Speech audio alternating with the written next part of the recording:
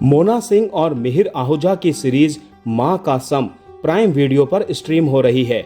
माँ बेटे की गणितज्ञ कहानी वाली इस कूल सीरीज में क्या है और कैसा है इसका ट्रीटमेंट, चलिए आपको बताते हैं। बहुत साल पहले एक फिल्म आई थी जिसमें श्रुति ने बिट्टू से कहा था, बिजनेस दिमाग से किया था, दिल की कैलकुलेशन नहीं की, हो गया प्यार। लेकिन जेन जी ने शायद बैंड बाजा बारात देखी ही नहीं, इसीलिए उस लाइन को समझाने के लिए 2026 में एक पूरी सीरीज बना दी गई, और सीरीज भी ऐसी कि माँ का सम एकदम घातक। इस सीरीज में मोना सिंह, मिहिर आहूजा, सेलेस्टी बैराही, अंगीरा धर और रणबीर बरार जैसे कलाकार नजर आते हैं।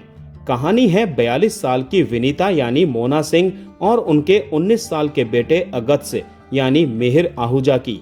माँ बेटे की ये जोड़ी काफी कूल है, एक दूसरे का सहारा, एक दूसरे की ताकत, लेकिन साथ ही एक दूसरे पर जरूरत से ज्यादा निर्भर भी।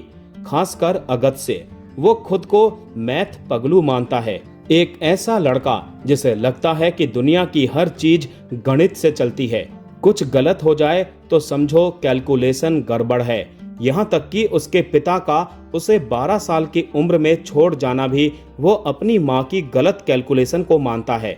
यहीं से शुरू होता है उसका डार्क फेज।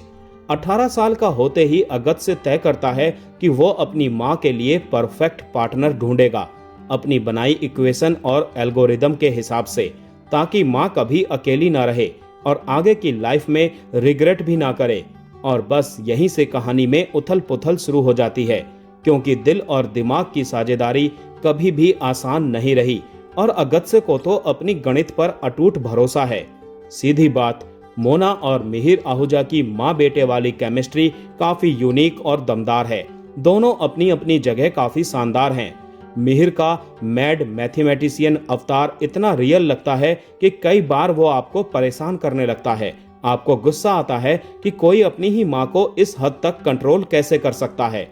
वहीं रणबीर बरार अपने रील्स की तरह यहाँ भी बेहद नेचुरल लगते हैं, सादा, सहज और प्रभावी।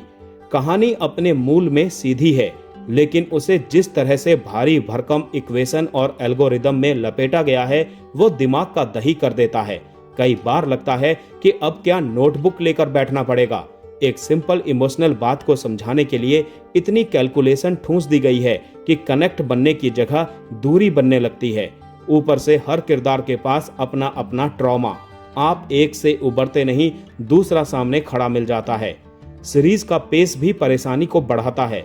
जो बात पहले एपिसोड में समझ आ जाती है उसे साबित करने के लिए 8 एपिसोड तक खींचा जाता है।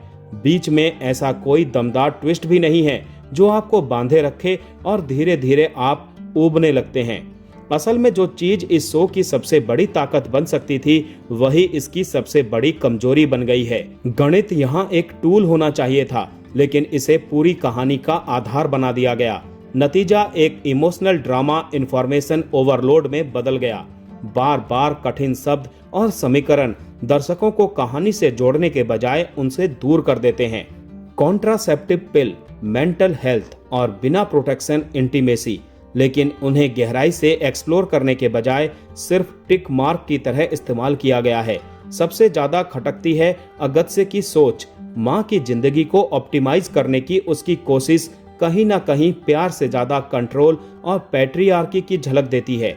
देखते देखते कोफ्त होने लगती है कि बस करो भाई, भारत में बच्चों को इतनी छूट कहाँ मिलती है।